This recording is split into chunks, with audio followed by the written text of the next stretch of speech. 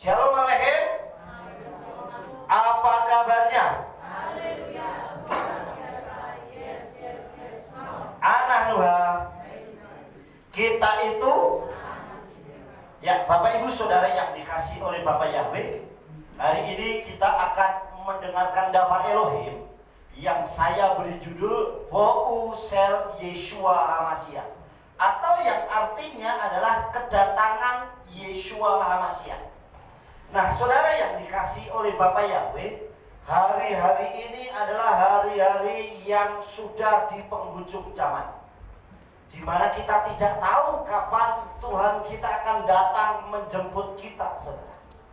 Nah, oleh sebab itu kita diajar untuk berjaga-jaga dan selalu kita siap sedia. Tanda-tandanya sudah sangat dan amat banyak, saudara, menjelang kedatangannya.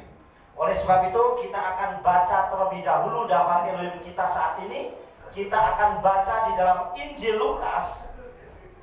Injil Lukas pasal yang ke-17. Injil Lukas 17 ayatnya yang ke-20 sampai 37. Saya akan bacakan, Bapak Ibu Saudara yang dikasih oleh Tuhan menyimak dengan baik. Injil Lukas pasal yang ke-17 ayatnya yang ke-20 sampai 37. Saya baca, saudara menyimak dengan baik. Demikian Davar Elohim. Dan ketika ditanya oleh orang-orang Perusim, kapan kerajaan Elohim datang? Dia menjawab kepada mereka dan mengatakan, kerajaan Elohim datang bukan dengan pengamatan. Mereka pun tidak akan berkata, lihatlah di sini atau lihatlah di sana, sebab lihatlah kerajaan Elohim ada di antara kamu. Dan dia berkata kepada para talmidnya, waktunya akan tiba ketika kamu ingin melihat satu dari hari-hari anak manusia itu, tetapi kamu tidak akan melihatnya. Dan mereka akan berkata kepadamu, lihatlah di sini atau lihatlah di sana, kamu jangan pergi ataupun mengikutinya. Sebab sama seperti kilat yang memancar, ia bercahaya dari ujung langit ke ujung langit. Demikian pula anak manusia akan datang pada harinya. Namun pertama-tama seharusnya lah dia menderita banyak hal dan ditolak oleh generasi ini. Dan sebagaimana yang terjadi pada zaman Noah, demikian pula akan terjadi pada hari-hari anak manusia. Mereka makan, minum, mengawini dan dikawini, sampai waktu Noah masuk ke dalam bahtera, dan air bah melanda dan membinasakan segala sesuatu. Sama seperti itu pula yang terjadi pada zaman Lot. Mereka makan, minum, membeli, menjual, menanam dan membangun. Tetapi pada hari Lot keluar dari Sodom, turunlah hujan api dan belerang dari langit dan membinasakan segala sesuatu. Sesuai dengan hal-hal ini akan terjadi pada hari anak manusia disikapkan. Artinya, saudara, bahwa pada hari nanti anak manusia datang, zamannya seperti pada zaman Noah dan zaman Lot. Terus ya, ayat yang kedua 31. Pada hari itu orang yang sedang berada di atap rumah dan barang-barangnya ada di dalam rumah, janganlah dia turun untuk mengambilnya. Dan orang yang ada di ladang sama seperti itu, jangan dia kembali pada apa-apa yang tertinggal. Ingatlah istri Lot. Ya, perhatikan, nanti kita akan sampai di situ. Siapa yang berusaha untuk menyelamatkan jiwanya, dia akan membinasakannya. Tetapi siapa yang mampu melepaskannya, dia akan menghidupkannya.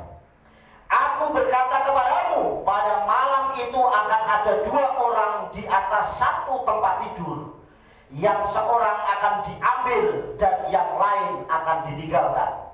Akan ada 2 orang sedang menggiling bersama-sama, yang seorang akan diambil dan yang lain akan ditinggalkan. Akan ada 2 orang di ladang, yang seorang akan diambil dan yang lain akan ditinggalkan. Dan seraya menanggapi, mereka berkata kepadanya, di mana Tuhan? Dan dia berkata kepada mereka, di mana ada bangkai, di situ burung-burung nasar akan berkumpul. Nah, saudara yang dikasihi oleh Bapak Yahweh, kita sudah membaca kisah ini sangat panjang. Dan kita sudah dikasih istilahnya itu clue. Clue itu tandanya. Jadi istilahnya itu bocorannya. Kira-kira nanti kapan waktunya itu akan terjadi, saudara, kedatangan kerajaan Elohim, kedatangan Yeshua HaMasyiah itu, saudara yang dikasih oleh Bapak Yahweh. Nah, kita akan lihat berikutnya ya. Tanda kedatangan Yeshua HaMasyiah itu bukan melalui pengamatan. Artinya orang, wah aku bisa saja memang melalui orang dapat penglihatan. Tetapi yang menjadi standar di cross check-nya itu sama dapat Elohim. Karena kesaksian seseorang satu dengan yang lain bisa berbeda, sekalipun arahnya sama, saudara. Tetapi harus di cross check sama dapat Elohim. Saya beri contoh, misalnya ada orang, ini loh tentang nama Bapak Yahweh ini. Nah, misalnya saudara, tentang nama Yahweh Elohim ini, saya sudah dapat penglihatan kok. Saya sudah tanya Tuhan dan Tuhan bilang, aku mau disebut apa saja itu boleh, saudara. Nah, ini mungkin bagi orang yang tidak memahami akan bilang, wah benar, karena itu dapat dari Tuhan, sehingga Tuhan itu mau disebut apa saja boleh. Nah, yang jadi standarnya adalah dapat Elohim. Dapat Elohim boleh enggak? Kitab suci mencatat, Lotisa et Sem Yahweh Elohim Kalasawa. Jangan menyebut nama Yahweh Elohimmu dengan sia-sia atau sembarangan. Sebut sembarangan aja nggak boleh. Lah kok ini malah Tuhan berbicara, katanya aku mau disebut apa saja boleh. Coba kalau disebutnya itu dengan hal yang buruk, kira-kira nyaman nggak, saudara? Ini harus disesuaikan dengan dapat Elohim. Bertentangan nggak? Sama dengan orang yang kita menanti kedatangan Yeshua HaMasyiah itu, saudara. Sekarang ini banyak orang yang supaya apa yang disampaikan didengar selalu atas namanya Tuhan. Saya dapat dari Tuhan begini. Nah, standarnya dapat Elohim, saudara. Oleh sebab itu tanda kedatangan Yeshua HaMasyiah bukan melalui pengamatan, ada di sini, ada di sana dan sebagainya. Menunjukkan diri paling tahu dan benar, sehingga menarik kehendak Yeshua HaMasyiah ke sana kemari. Nah, yang jadi masalah repot ini kehendaknya atau jemaatnya yang nggak punya pendirian, saudara. Sehingga begitu disampaikan dapat Elohim di sini, wah bener nih. Begitu nanti dia buka lagi di internet, sekarang ini kan apa saja bisa diakses, saudara. Wah, ini bener juga, pindah sana lagi. Saudara, begitu dia di sana buka lagi, dapat itu pindah sana lagi, saudara. Ini akhirnya terombang-ambing, saudara. Tidak punya pendirian. Seharusnya standarnya dapat Elohim. Nah, orang tujuannya hanya rebutan jemaat, saudara. Dan kadang orang akan bilang begini, wah, jemaatku itu diambil ke sana nih. Saudara, itu saja sudah salah. Jemaat ini bukan jemaatku, tapi jemaatnya Elohim. Amin. Jemaatnya Tuhan. Bukan jemaat sama dengan Hodula Yahweh, itu bukan jemaatnya Yefta, bukan. Tapi jemaatnya Bapak Yahweh. Amin. Makanya saya nggak pernah melarang siapapun, saudara. Saudara sekali waktu mau pas dia baru ibadah, silakan. Mau di Magelang silakan, di Jakarta. Kadang ada di Jakarta, Pak, saya di Jakarta ini mau ibadah di mana ya? Saya carikan. Yang penting yang disembah itu siapa di sana? Paham, saudara? Kalau yang disembah apa Yahweh Elohim Yeshua HaMasyiah dan pengajarannya itu sama, saudara, kenapa tidak? Paham, saudara? Karena toh yang disembah sama. disembah berbeda, itu baru bahaya, saudara. Bukan karena materinya, saudara. Wah, kalau saya di sana kan saya diberkati berangkat tangan kosong, pulang membawa gendongan luar biasa. Bukan masalah itunya, saudara. Tetapi siapa yang disembah. Amin.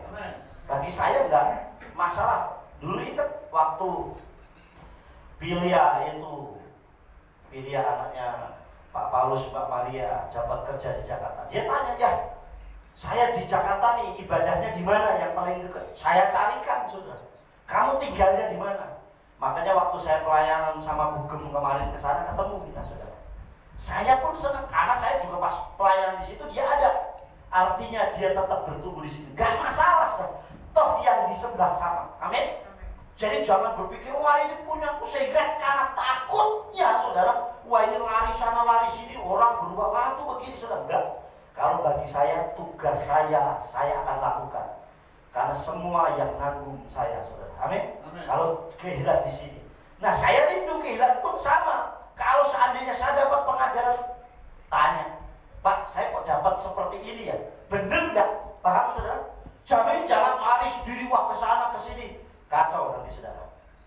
Tapi saya bersyukur kehilat Dodula Yahweh ini, kalau ada apa-apa, sering tanya sama saya. Pak, ini saya dapat kayak gini, bener nggak? Nah, itu jauh lebih luar biasa. Amin. Saya nggak mungkin menjerumuskan saudara. Karena kalau saya menjerumuskan, yang nanggung pertama kali siapa? Saya, saudara. Jadi bukan orang lain. Kita lanjutkan ya. Tandanya seperti zaman Noah dan Lot, saudara. Ini gambarannya.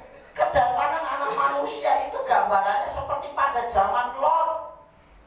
Makanya diistilahkan rapture itu sama dengan jalan Lot, bahwa keluarga Noah itu masuk ke bahtera, di rapture masuk, saudara. Nah, yang tidak mau tertinggal dan mengalami air bah penghakiman, saudara. Kita akan lihat ya. Ingat, saudara, perhatikan, saya kasih tanda merah di sini. Artinya apa? Ini peringatan. Biasanya kalau yang berhubungan dengan merah-merah ini tanda peringatan, saudara. Ingat, kitab Sefer Hayasar pasal 5 ayat 8 menuliskan, zaman Noah, Abah Yahweh sudah memberi kesempatan umat manusia itu untuk bertobat selama 120 tahun. Itu bukti kasih Elohim bagi manusia. Jadi kalau seandainya hari ini kita masih bisa bernapas, artinya Tuhan sangat mengasihi kita untuk terus bertobat sampai Yesus datang. Amin. Jadi kita dikasih kesempatan. Makanya banyak orang yang selalu bilang gini, saya masih muda, nanti saya bertobatnya kalau sudah mendekati tua. Memang umur kita sampai tua? Tidak tahu, saudara. Justru kalau hari ini saya masih bisa hidup, artinya Tuhan ajar saya untuk bertobat sungguh-sungguh. Bayangkan loh, 120 tahun ini apa enggak kasihnya Bapak Yahweh? Kalau saya bilang, doa khususnya. Paham, saudara? Saudara yang dikasih oleh Bapak Yahweh. Jadi kalau saya bilang, kalau ada orang jauh, saya selalu doakan terus. Jadi bukan berarti, wah itu mulai jauh, Pak, dia ibadah. Bagi saya punya tugas untuk berdoa, sehingga suatu saat dia akan dijamah Tuhan. Nah sama, ingat kitab Sefer ini zaman Noah loh, saudara. Artinya zaman Nuh dikasih kesempatan, mau nggak bertobat? Sayangnya yang masuk di sini orangnya hanya 8. Noah, istrinya, dan juga 3 anaknya dan 3 menantunya. Selebihnya enggak, saudara. Sayang, dikasih kesempatan orang masih sibuk dengan dunianya. Saudara yang dikasih oleh Bapak, kita lanjutkan. Lihat ya, Sefer Hayasar 5 ayat 8. Kita baca bersama-sama dengan suara yang keras ya. Sini sudah tak tulis ayatnya. Ekat Staim Salos. Beginilah firman Yahweh. Lihat, aku berikan kepadamu waktu 120 tahun. Jika engkau berpaling kepadaku dan meninggalkan jalan-jalanmu yang jahat, maka aku akan berpaling juga dari malapetaka yang aku firmankan kepadamu. Dan itu tidak akan terjadi. Demikian firman Yahweh. Amin. Coba bayangkan, saudara, yang Tuhan mau bagi umatnya itu hanya bertobat, tersufah, dari jalannya yang jahat, yang punya kepahitan, buang, mulai lepaskan pengampunan. Yang mulai punya kebencian, mulai punya kasih, merangkul, saudara. Saya pernah membuat satu judul khotbah yang isinya adalah merangkul bukan memukul. Kenapa merangkul? Orang merangkul itu berarti membuat menjadi dekat, saudara. Betul kan? Coba saya kasih contoh Pak Nowo ke depan, Pak. Sini, Pak. Nih, naik, Pak. Supaya bisa lihat. Ini mau merangkul itu begini. Jadi dekat gak, saudara? Hati kita menyatu. Tetapi kalau memukul begini, kalau saya pukul Pak Nowo pasti menghindar. Betul gak? Coba kalau saya gini. Dia semakin jauh. Paham, saudara? Enggak beneran, Pak. Saya mengasihi luar biasa. Paham ya, saudara? Jadi merangkul, bukan memukul, bukan mencela, tapi menasehati dengan baik. Paham, saudara? Nah, inilah yang terjadi. Dikatakan ayatnya ini, jika engkau berpaling kepadaku, artinya kembali berbalik kepada Bapa Yahweh dan meninggalkan jalanmu yang jahat. Saya kasih contoh. Waktu Hizkia itu divonis sakit dan akan mati, saudara. Hizkia, Raja Hizkia. Kemudian datanglah Dafar Yahweh berkata, Hizkia, kamu itu akan sakit dan kamu akan mati dan tidak hidup lagi. Apa yang dilakukan Hizkia, saudara? Dia berpaling, memalingkan mukanya ke tembok nih, ngadep ke sana. Dia berdoa. Artinya apa? Dia berpaling kepada Bapa Yahweh. Paham, saudara? Nah, berpaling ke tembok artinya nggak ada harapan lagi. Satu-satunya harapannya hanya kepada Bapa Yahweh. Dan saat dia berdoa, turun Dafar, artinya bertobat berbalik. Apa yang disampaikan? Engkau akan sembuh dan umurmu akan ditambah berapa tahun? 15 tahun. Artinya dengan pertobatan itu ada bonus yang luar biasa. Tapi sekarang jujur, kalau saya lihat banyak anak-anak Tuhan bahkan yang mengaku sudah mengenal nama Bapa Yahweh, justru karena orang mengenal nama Yahweh jadi arogan, jadi merasa hidupnya paling hebat, paling benar, saudara. Sehingga mengecilkan, menjatuhkan orang lain. Harusnya kita mengenal kebenaran, kasih dan tambah. Amin. Orang mengenal Yesua, saya sudah lihat, saudara. Orang yang berjumpa Yesua itu hidupnya berubah semua. Rabi Saul itu ketemu Yesua yang tadinya suka penganiaya muridnya Yesua, talminya Yesua, anak-anaknya Yesua. Begitu berjumpa Yesua, dia menjadi penginjil yang hebat. Amin. Pemberita kebenaran. Sakai begitu ketemu Yesua, dia katakan apa? Orang yang pernah kuperas akan kukembalikan berapa? 4 kali lipat. Atau Sakius, saudara. Artinya begitu ketemu Yesua itu polanya berubah. Lah ini kenal nama Yahweh, kebenaran Yesua Masya, malah hidupnya penuh kebencian, penuh penghakiman. Harusnya kasih kita ini jauh lebih hebat. Amin. Saya rindu kehilangan Dodula Yahweh pun melakukan seperti apa yang Yesua ajarkan. Kita lanjutkan, saudara yang dikasih oleh Bapak Yahweh. Nah, sama nih, pada zaman itu yang terjadi apa, saudara? Pesta pora, kawin dan dikawini, artinya bebas. Hidup itu sembarangan, jual dan membeli, wes semaunya sendiri. Terus kejahatannya di Sodom itu ditulis dalam kitab Sefer Hayasar lebih mengerikan lagi, saudara. Kalau di kitab Bereshit kan cuma ditulis Sodom itu begini. Makanya sekarang ini ada istilah kejahatan yang namanya sodomi, saudara yang dikasih oleh Tuhan. Jadi pelecehan, saudara. Ini terkenal dan ngambilnya dari kitab suci ini, saudara, dari Dafar ini. Tapi kalau kita baca dalam kitab Sefer Hayasar itu jauh lebih mengerikan. Perhatikan ya, saya sudah tulis Sefer Hayasar 18 ayat 11 sampai 17. Saya bacakan, saudara menyimak dengan baik. Sefer Hayasar 18 ayat 11 sampai 17. Ini ayat 11. Pada waktu itu semua orang Sodom dan Amora atau Gomora, saudara, dan seluruh 5 kota sangatlah jahat. Jahat saja itu sudah tidak baik. Kalau sangatlah jahat berarti kejahatannya benar luar biasa. Paham, saudara? Kalau orang orang bilang gini, dia baik, bagus ya? Sangat baik, jauh lebih bagus. Betul nggak saudara? Dia hebat, bagus ya? Sangat hebat, jauh lebih bagus. Lah ini jahat saja sudah nggak baik. Tapi ayatnya bunyi apa? Sangat jahat. Berarti kejahatan itu jauh mengerikan. Perhatikan ya. Sangatlah jahat dan penuh dosa. Dosa saja sudah mengerikan. Penuh dosa berarti hidupnya hanya dosa terus. Ya, terus sih terhadap Yahweh. Jadi saudara yang dikasih oleh Tuhan, perhatikan ayat ini. Ayat ini sederhana, tapi kalau saudara memaknainya jauh dahsyat. Perhatikan.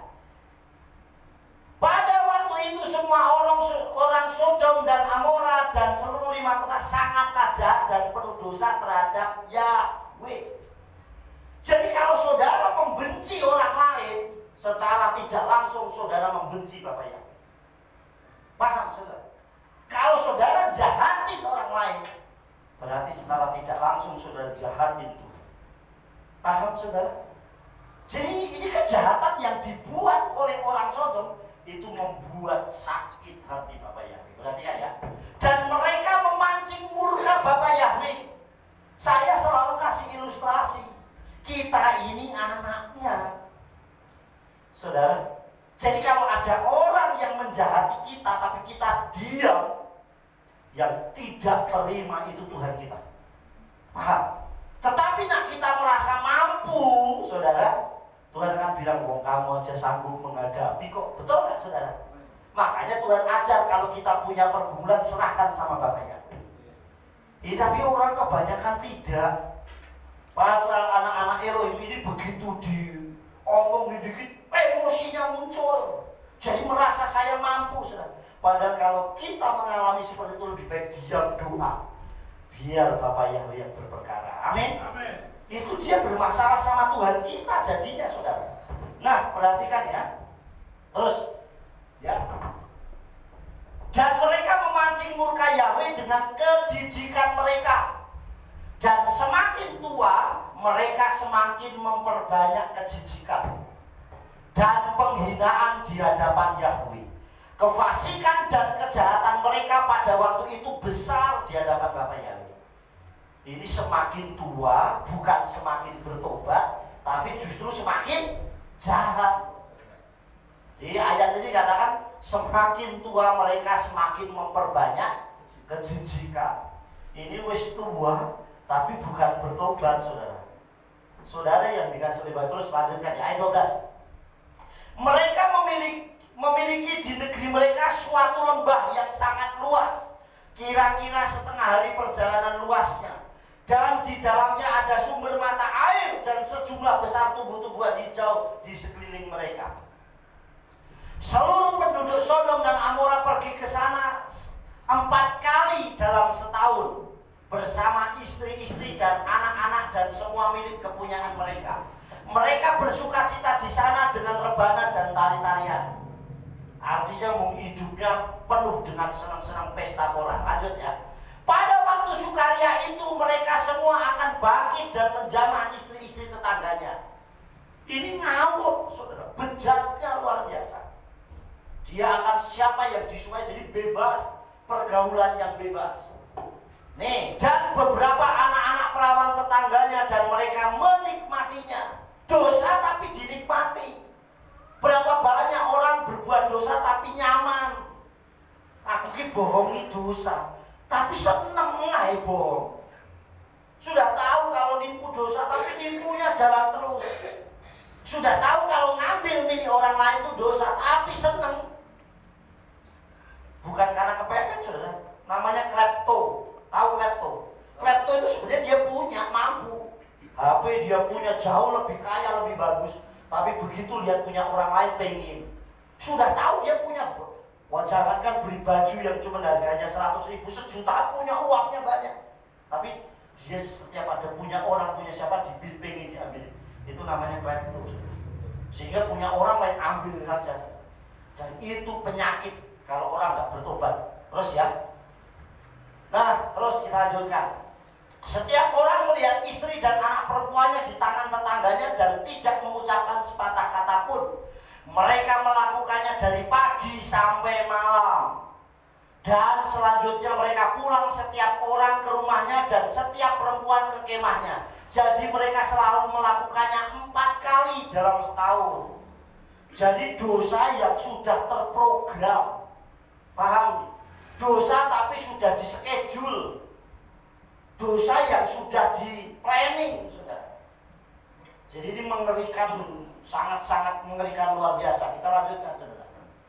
Nah, juga ketika seorang asing datang ke kota mereka, begitu ada orang asing datang dan membawa barang-barang yang dia beli untuk dijual di sana, penduduk kota itu akan berkumpul, laki-laki, perempuan, dan anak-anak, muda dan tua, dan pergi kepada orang itu dan merampas barang-barangnya dengan kekerasan, membagikannya sedikit demi sedikit kepada setiap orang sampai semua barang yang dibawa pemiliknya ke negeri itu habis. Jadi ada orang datang dirampok, dijarah.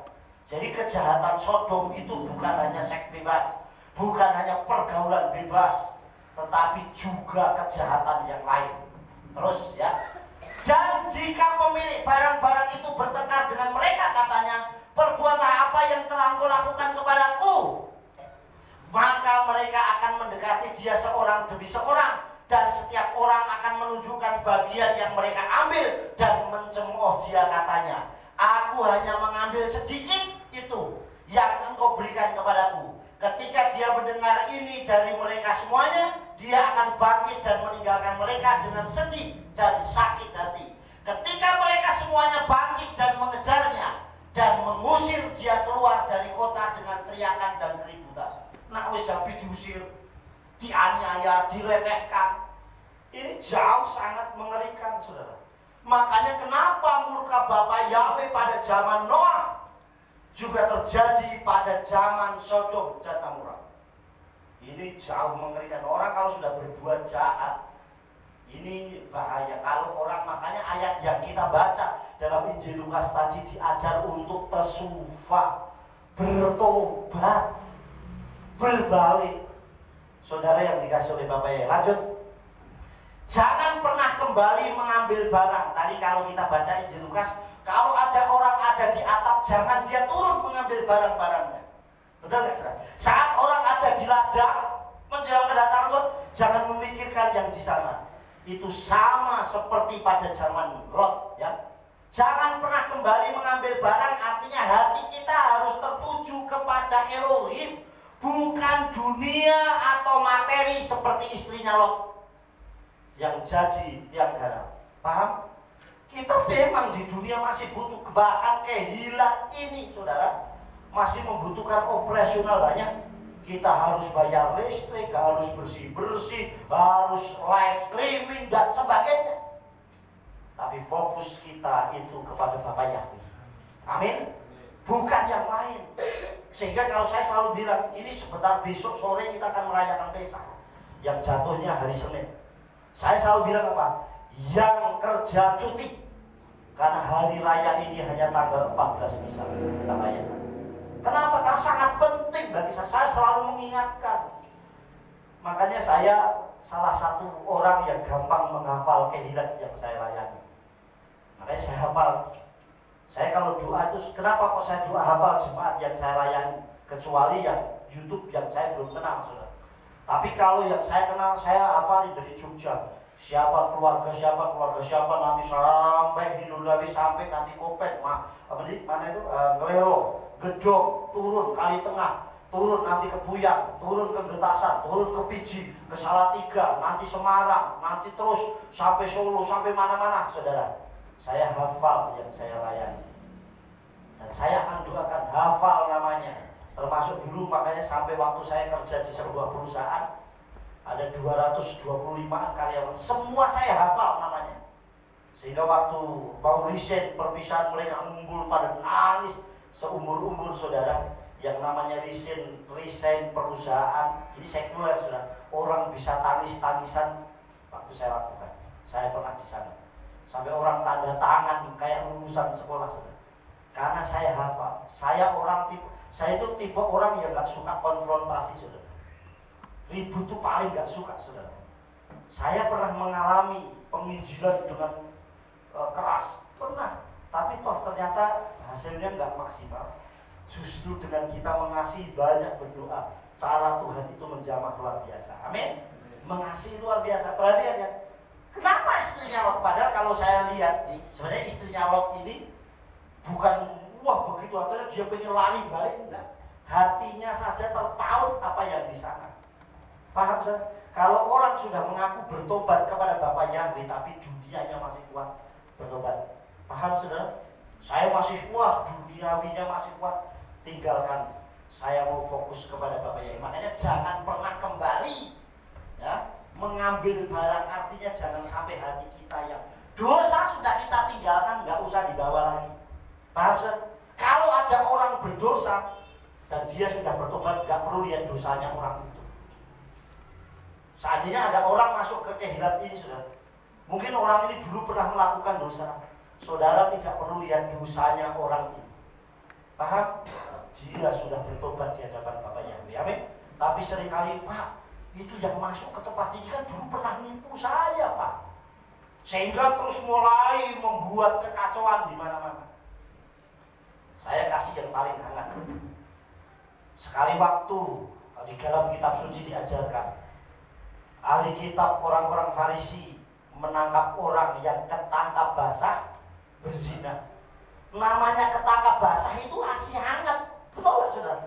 Dia berzina berarti baru saja, bukan kemarin tahun lalu, bukan 20 tahun yang lalu, tapi baru saja.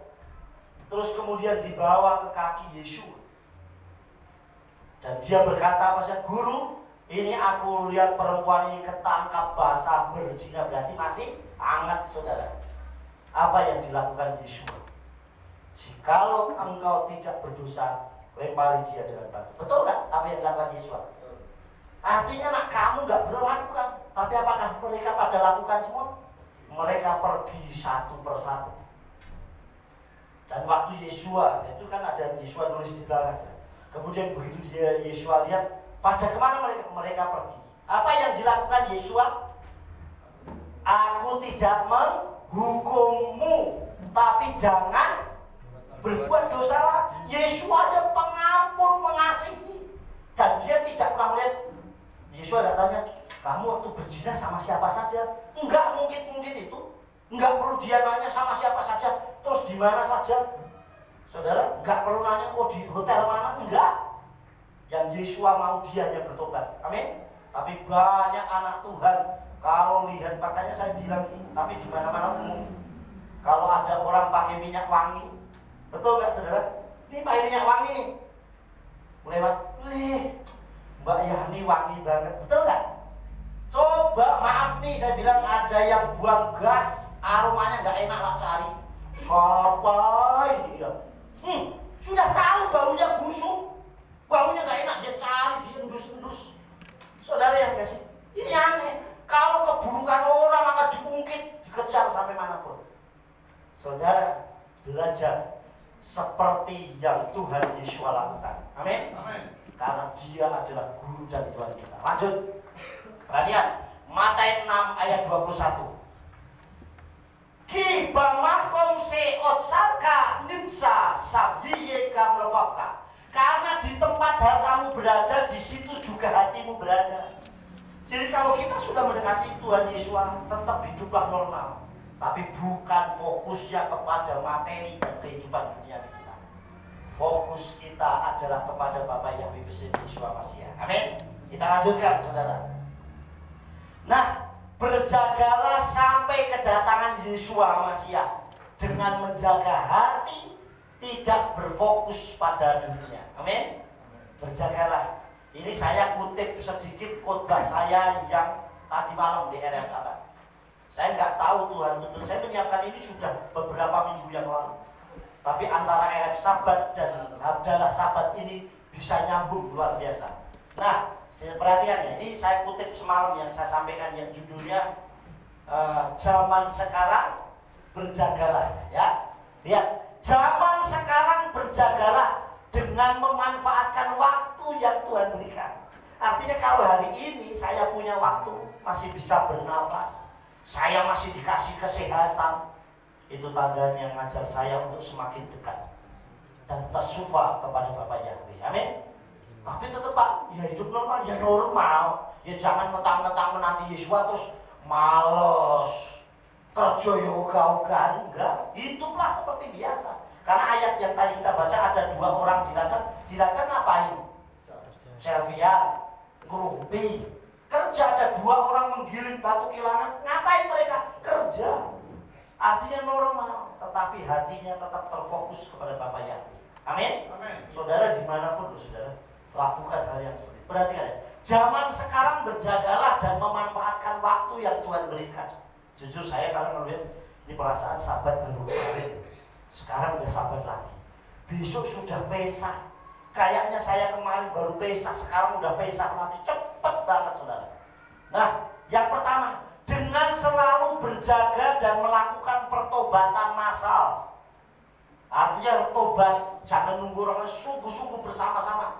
Hari ini saya dengar Jafar Elohim, saya hari ini bertobat. Ya, seperti pada zaman Yona atau zaman Yunus yang membawa keselamatan bagi Niniwe. Kenapa orang Sodom habis? Karena orang Sodom cuma Tuhan minta 10 orang benar saja nggak ditemukan. Ini kan tawar-menawarnya Abraham, saudara. Tuhan, Bapak Yahweh, kalau di Sodom itu ada 50 orang benar, apa Engkau akan membinasakan 50 orang benar itu bersama orang-orang berdosa? Kalau ada 50 orang benar, aku nggak akan pernah membinasakannya. Kalau 40, enggak aku binasakan. Sampai 10, saya nggak ada. Yang ada cuma keluarganya Lot.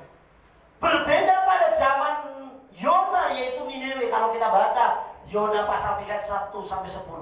Begitu Niniwe berkhotbah, saudara, dan orang Niniwe bertobat massal. Ini mereka bertobat massal, berbalik bahkan sampai ternaknya pun ikut puasa, saudara. Bapak Yahweh berbalik dan penuh belas kasih. Amin. Sama pada zaman Noah, seandainya yang disampaikan 120 tahun tak kasih waktu dan mereka berbalik, maka aku juga akan berpaling dari malapetaka itu. Sayangnya mereka nggak lakukan itu. Berbeda pada zaman Yona, yaitu di Niniwe. Yang kedua, selalu siap dengan iman yang teguh kapanpun sampai Tuhan Yesus masih datang. Amin. Makanya selalu jaga. Kapan sampai Yesus datang itu saya siap. Tidak harus nunggu rapture. Tapi sekali waktu Yesus panggil, kita menjadi orang yang paling siap. Amin. Amin. Kita nggak tahu Tuhan Yesus datang kapan loh. Nanti malam mungkin kita tidur, pas tidur nggak bangun akhirnya. Sampai pagi ternyata nggak bangun, bablas. Tahu ya saudara? Tapi hati kita sudah terpaut sama Yesus. Amin. Itu hal yang luar biasa. Maka saya selalu bilang, orang untuk meninggal dipanggil Tuhan nggak nunggu tua, nggak nunggu kita sakit, nggak nunggu kita ini nggak bisa apa-apa atau nunggu kita kaya. Tapi sewaktu-waktu Tuhan jemput kita, kita harus menjadi orang yang siap. Amin. Terus Matius 24 ayat 44. Laken heyu muhanim gam atem ki besaah selo ta'ale adait kem yafo ben adam. Sebab itu kamu juga bersiap sedialah, karena anak manusia datang pada waktu yang tidak kamu duga. Jadi saudara, kita nggak tahu kapan Tuhan datang waktunya. Tetapi justru kita selalu menjadi orang yang siap-siap, orang yang siaga terus-menerus, orang yang sungguh-sungguh, yang taat kepada Bapa Yahweh Elohim bersih Yesus. Amin. Jadi nomor 1 Tuhan. Nomor 1 itu pokoknya urusan dengan Bapa Yahweh nomor 1. Di luar itu saya enggak saya hanya mengikuti. Tapi kalau saya menomor 1kan Bapa Yahweh, yang lain pasti akan mengikuti kita. Amin. Enggak perlu takut dengan apapun. Terus lanjut. Jaga terus terang hidup kita menyala-nyala, ya, menyala sampai mempelai datang menjemput kita. Nah, saya ulang lagi nih, ilustrasi yang semalam saya pakai. Perhatikan baik-baik ilustrasi yang saya pakai, ya. Saudara, mempelai ini 5 gadis yang bijak, saudara, ya. Mempelai ini 5 gadis yang bijak. Dia membawa apa, saudara? Semuanya membawa pelita. membawa pelita. Tapi yang bijak ini, dia membawa minyak, membawa urapannya terus, biar terus rohnya menyala-nyala terus, apinya menyala terus, menorahnya menyala terus, saudara. Tapi yang 5 yang bodoh ini gak bawa, sehingga sebelum mempelai ini datang, lampunya itu pelitanya sudah padam. Dan mereka bilang, bagi aku sedikit. Kemudian yang bijak bilang apa? Gak bisa, karena ini cukup banyak untukku saja. Kalau aku bagi nanti takutnya gak cukup. Tapi coba kalau ini terjadi di dunia yang sekarang, saudara, apa yang terjadi? Ini 5 gadis bilang, kita ini udah bijak semua, kita sudah. Terus orang bilang, Bario, salahnya sendiri sih. Kenapa tadi gak beli dulu? Kenapa kau menyalahkan orang? Ini yang banyak terjadi yang seperti itu. Begitu dapat Elohim disampaikan, serang sana, serang sini, kubu sana, kubu sini, saling serang. Katanya mau menjadi mempelai Yesua. Betul kan, saudara? Yesua itu seperti domba Pesah besok itu harus tamim. Tahu artinya tamim? Sempurna. Harus tamim, sempurna, harus bersih, tahir, saudara. Saya selalu kasih itu, kayak semalam kasih ilustrasi. Kita udah jadi mempelai nih, wah aku jadi pengantin laki-laki. Ya, sudah siap nih. Ada nih bidadari cantik, saudara. Bidadari ini cantik, saudara. Terus kemudian, waduh ini mempelaiku cantik luar biasa. Seneng loh, seneng nggak? Kaya sisan, betul nggak, saudara? Wes dandanannya bagus, tapi penuh kepahitan, penuh kebencian, suka ungkit-ungkit kejelekannya orang. Kira-kira mau nggak dia jadi mempelai? Yesua mau kita menjadi mempelainya yang tamim, yang bersih. Amin. Amin. Saya jujur aja, kenapa saya sampai kayak gini? Banyak saya lihat, khususnya teman-teman saya di dunia maya, di Facebook, isinya cuma serang-serangan dawar Elohim saja gitu. Sudahlah, fokuskan diri kita kepada, kalau kita mau menjadi mempelai Yesua, jadilah mempelai yang baik. Amin, saudara. Saudara yang dikasih bersungguh-sungguh jadi mempelainya Yesua Masya. Nah, yang seperti ini, paham ya? Menyiapkan diri yang bisa menyelamatkan saya sendiri, yaitu dengan kasih Bapak Yahweh. Nah, Bapak Ibu Saudara yang dikasih oleh Bapak Yahweh, kedatangan Yesua HaMashiach itu sudah sangat dekat. Tanda-tandanya jelas. Ini sekarang kalau saudara lihat nih, terjadi perang yang tidak. Dulu saya berpikir nih, wah, Ukraina perang melawan Rusia itu paling sebentar selesai, betul kan? Bahwa Rusia ini kan negara terkuat nomor 2 di dunia, melawan Ukraina yang kecil, tapi sampai hari ini perangnya nggak selesai. Perkiraannya. Terus Israel sekarang lawan dengan Iran, terus saling beras, nanti bisa sampai mana-mana. Nah, persiapkan diri kita dengan baik. Kita nggak usah ngurusin perang yang sangat berat. Kalau itu terjadi, dafar Elohim benar. Amin. Kalau terjadi permasalahan, firman Tuhan digenapi. Amin. Nah, yang jadi masalah apa yang harus kita lakukan? Siapkan tubuh jiwa roh kita untuk menjadi mempelai Yesua Mashiach. Siap menyambut kedatangan Yesua Mashiach dengan sungguh-sungguh. Yang terakhir, saudara bangkit berdiri. Ya, kita baca bersama-sama ya. Yuk, kita baca bersama-sama dengan suara yang keras. Sudah? 1, 2, 3. Zaman sekarang berjagalah dengan selalu beriman, taat dan setia kepada Allah Yahweh Elohim bersama Yesua HaMashiach sampai selamanya. Haleluya, amin. Yes. Beri tepuk tangan. Kita angkat pujian untuk kita. Silakan duduk saudara. Masuk dalam hadirat Bapa Yahweh lebih dalam lagi.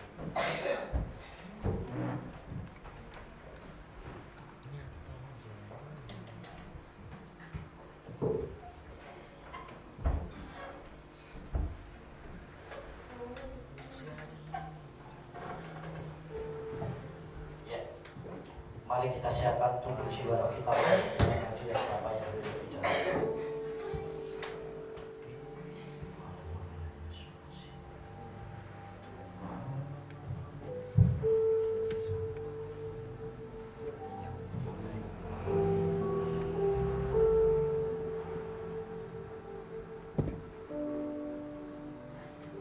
pujian. Aku tak membawa apapun juga.